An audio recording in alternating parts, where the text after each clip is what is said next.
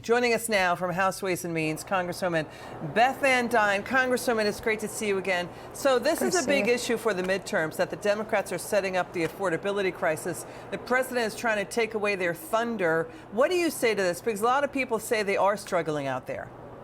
Look, I agree that people are struggling. We've been arguing about this over the full 4 years of the Biden administration, when we saw horrendous trade deals with China that are a corrupt system that have been hurting American workers. When we saw DEI programs that were, again, hurting American workers.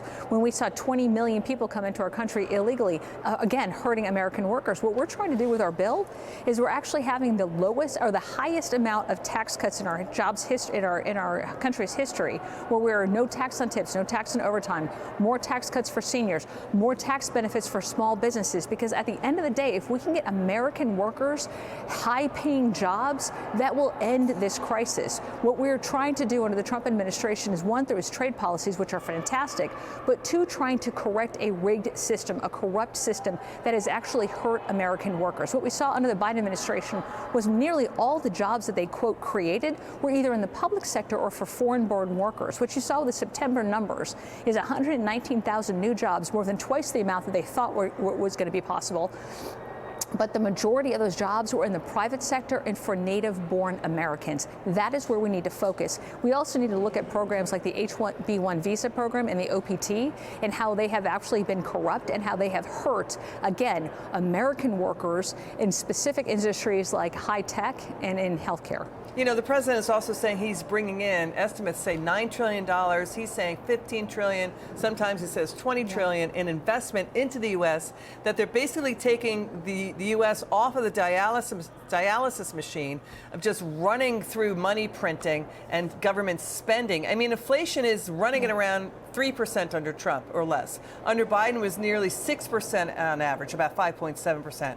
It was hitting 9% a 40-year high. I was going to say, we saw it go as high as Biden. 9%. Yeah, it went to 9% a 40-year high under Biden. It averaged out at around 6% every year under Biden. The Biden economists have routinely told us the Biden administration is one of the worst administrations in the history of America. So when you see this being teed up for the midterms, do you think that the president has the argument to take on what the Democrats are going to say? They're going to say now the GOP is not moving on, you know, Obamacare subsidies for premiums to lower them. Final word on that.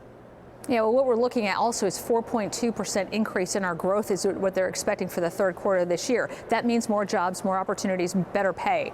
We look at the healthcare subsidies. It's time that Democrats admit that they have doubled down on a utterly failed program with the Unaffordable Care Act. All they've been doing is writing checks to health insurance companies, not providing health care. While people's premiums have almost doubled, we've seen profits go up by 230% while still denying about a third of all claims.